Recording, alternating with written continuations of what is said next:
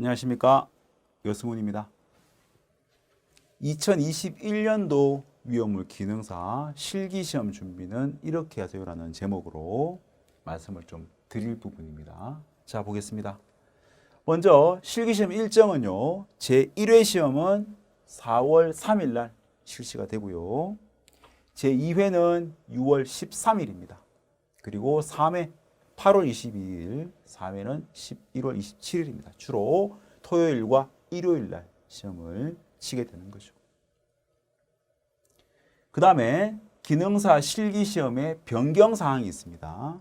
자, 이건 2020년부터 시작이 됐고요. 21년도 마찬가지로 이렇게 진행이 됩니다. 기존의 동영상 자극형 문제는 폐지가 됐죠. 이제는 필답형으로만 100% 출제를 합니다. 그렇다 보니까 전체 시험을 필답형으로 시행을 하므로 신규 문제를 다량으로 생성이 가능하다. 무슨 말일까요? 자극형 문제는요, 동영상을 보여주고 이 동영상 문제에 국한되어서 출제를 해야 했지만 이게 없어지니까 그냥 마음대로 문제를 내는 거예요, 필답형으로. 그래서 신규로 문제를 만들어낼 때도 이런 제약이 없으므로 다량으로 문제들을 많이 만들 수 있다 의미가 되는 것이죠. 그 다음에 단순한 유형이던 자극형 문제를 필답형으로 바꿔내겠죠. 자극형을 없애는 대신에 여기에 있던 내용들을 필답형으로 전환시키면서 바꿔낸단 말입니다. 그러다 보니까 더 심화되고 복합적인 문제로 전환을 해서 출제를 할 거란 얘기입니다. 그 다음에 실기는요, 문제도 이제 공개 안 합니다. 문제 비공개, 정답 비공개입니다.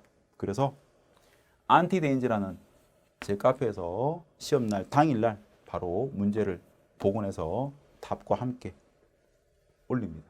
그걸 보고 확인을 해주시면 되겠죠. 그 다음에 실기 과목하고 시험 시간 봅니다. 실기 과목은 약 20문제입니다. 그런데 한 문제당 배점이 5점으로 20문제면 100점이 되죠. 근데 이걸 왜 예상으로 했냐면 지금 현재는 이렇지만 위험물 기능장이라는 시험이 있거든요. 자, 그것도 마찬가지로 5점으로 20문제를 내는데 최근 들어서는 19문제를 내고요. 대신 한 문제는 배점을 10점으로 잡습니다. 이렇게 문제를 바꿨단 말입니다. 그래서 혹시나 우리 기능사도 확률은 낮지만 그럴 수 있을 것이다 예상해 본다면 이것도 참고를 해 둬야 하겠죠. 그래서 이런 부분이 있더라 말씀을 드리는 것이고요. 과목은 화재 예방, 소화 방법, 위험물 성질, 취급, 위험물 안전관리법 어떤가요? 필기시험과 똑같죠? 동일한 내용을 실기로 시험을 치는 겁니다. 시험 시간은 1시간 30분 동안 시험을 치르게 되고요. 시간이 모자라는 일은 없을 겁니다. 그래서 준비를 좀 철저히 하시면은 빠른 시간 내에 다 시험을 치고 나올 수 있는 그런 정도 수준인데요. 대신에 빨리 친다고 빨리 나올 수 있는 건 아니고요.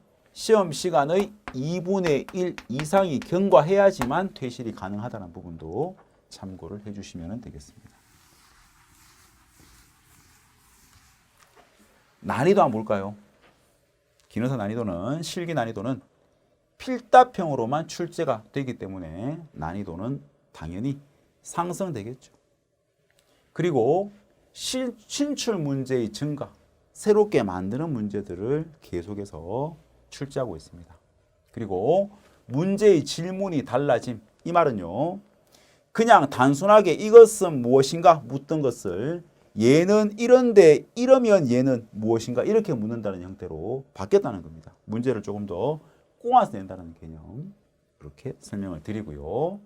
그리고 일반적으로 대중들한테 위험물 기능사는 쉬울까요, 어려울까요? 물으면 매우 어려운 시험으로 인식이 되어 있습니다. 실제로도 그렇고요. 기능사는 위험물 기능사는 다른 것에 비해서 좀 많이 어려운 편이다. 이렇게 볼 수 있습니다. 그 다음에 교재의 기초화학 이 부분을 무료 동영상으로 제공을 합니다.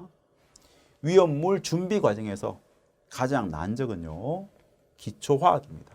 이 내용들은 주기율표라든지 원자량, 반응식 등이 되겠죠.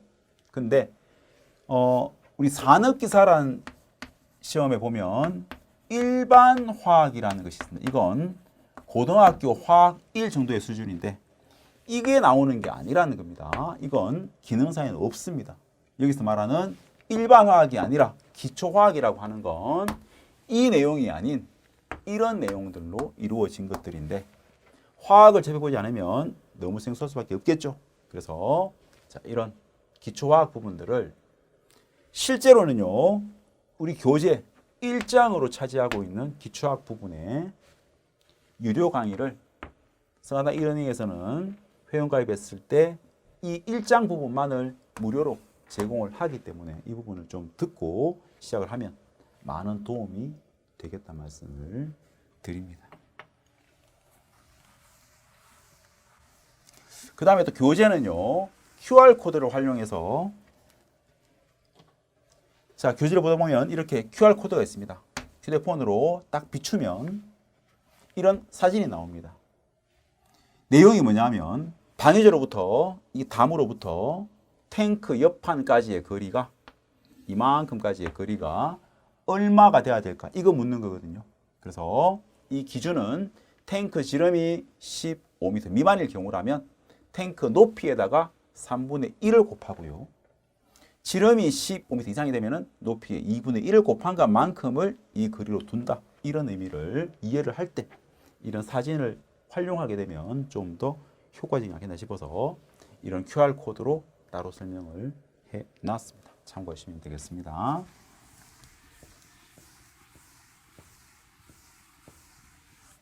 자, 그 다음에 어떻게 공부할까요? 방법 봅니다. 동영상 문제가 필답형으로 교체되어 출제될 것을 예상을 해야 되겠죠. 그래서 시중에 나와 있는 책들을 보면 기능사, 위험물 기능사 실기시험에서 동영상 문제가 이제 안 나오니까 책에서 이 부분을 다 빼버렸습니다. 그냥 필답형 문제들만 관연도 문제로 구성을 한 책들이 대부분이라는 얘기입니다. 근데 제 생각에는 빼면 안 되는 게요, 분명히 동영상 문제로 나왔던 내용들을 필답형으로 바꿔서 출제를 할 거란 얘기입니다. 그래서 오히려 책에는 동영상이니까 사진도 있고 그림도 있겠죠. 이런 부분들을 공부하실 때는 활용하라는 얘기입니다. 그래야 좀 더 효율적으로 활용이 되겠죠. 그래서 그 부분들까지도 공부를 해놔야지만 그게 필답형 바꿔서 나올 때에도 우리는 대응을 할 수 있다는 뜻입니다. 이 부분 중요하고요. 그 다음에 지금까지의 동영상교칙 문제도 함께 학습을 하세요. 이런 질문이 많은데 이거 필요 없으니까 안 봐도 되겠죠? 아닙니다. 보셔야 됩니다. 무조건 해야 한다고 말씀을 드립니다. 그 다음에 신유형 문제의 출제 경향을 파악을 하자. 자, 이 말은 강의를 할 때 새롭게 나오는 문제 혹은 한 번도 나오지 않은 문제는 우리가 알 수가 없죠. 하지만 강의에서 이런 방식을 활용을 하죠. 예를 들어서 어떤 문제 본문이 이렇게 있으면 지금까지는 이 부분만 출제가 됐습니다.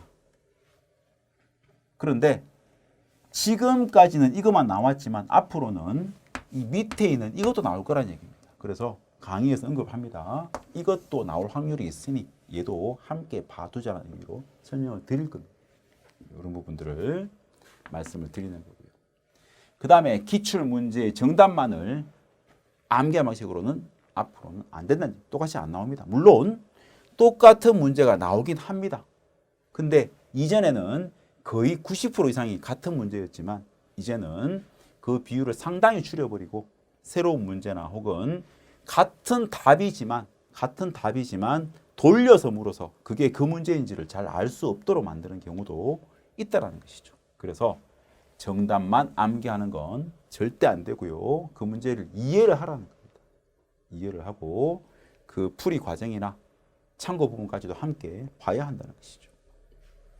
그 다음에 기출문제에 응용된 해설까지 공부할 수 있는 교재와 강의를 선택하자. 이 말은요. 샘플 강의를 들어보시고요. 이런 OT 영상이 아닙니다. 실제로 강의에 있는 그 내용을 중간에 잘라서 샘플로 다들 공개를 할 거예요. 한번 미리 보라고. 그럼 그것들을 보고 그냥 문제 답 이겁니다. 끝 이러면 아니에요. 혼자 하시면 됩니다. 그래서 기출문제와 연관된 해설까지도 공부할 수 있도록 설명해 주는 강의. 그리고 교재 마찬가지로 그냥 문제 답 이러면 그렇게 안 나오면 문제가 되겠죠. 그래서 교재 마찬가지로 해설이 좀 꼼꼼하게 됩니다. 특히 실기는요. 이런 교재를 선택을 해야 한다고 말씀을 드립니다.